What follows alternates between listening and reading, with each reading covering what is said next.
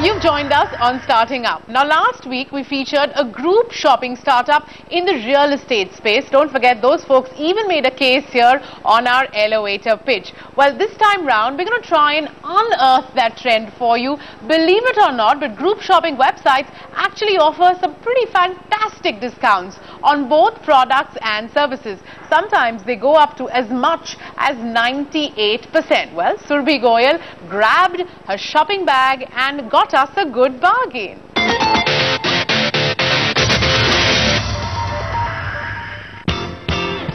2 is a company, 3 is a crowd. Now gather this crowd to get the deepest discounts. A Power Yoga experience worth 900 rupees, get it for just 50 bucks.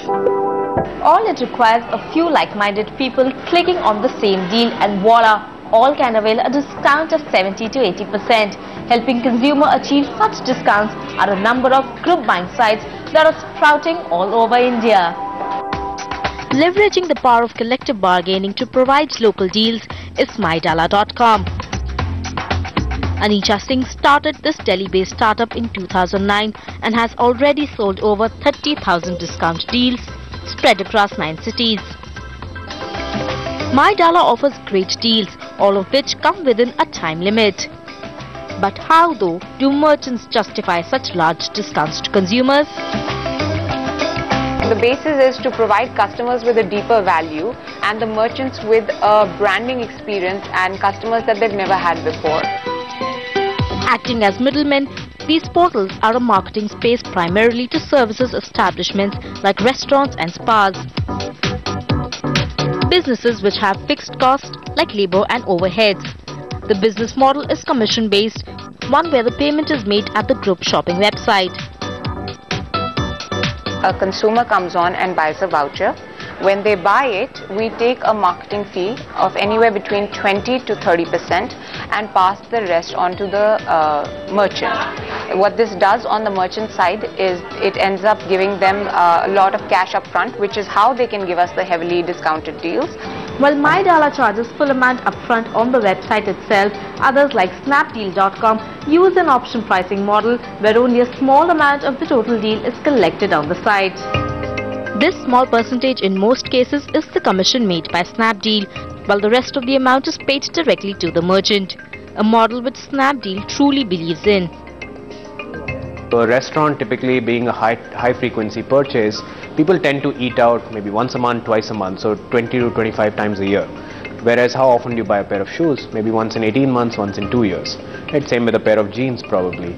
So the kind of merchants that we focus on Snapdeal are typically the retail services merchants. Right? Merchants which in which people indulge in as discretionary retail spends, not necessary retail spends.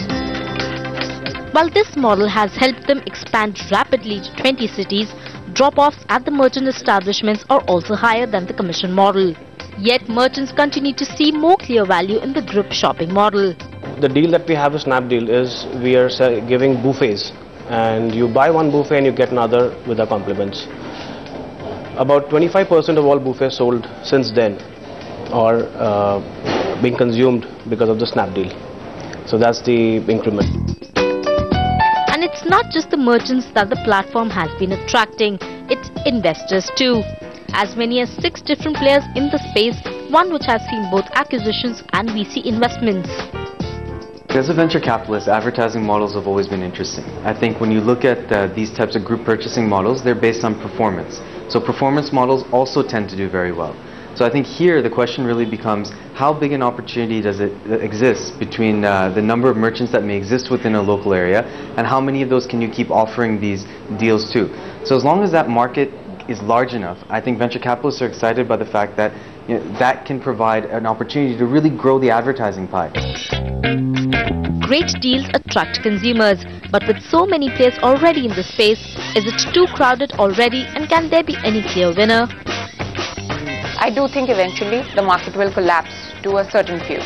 My view is that everybody will have certain hybrids of the same model and will get to creating value for the merchants in terms of a social commerce platform.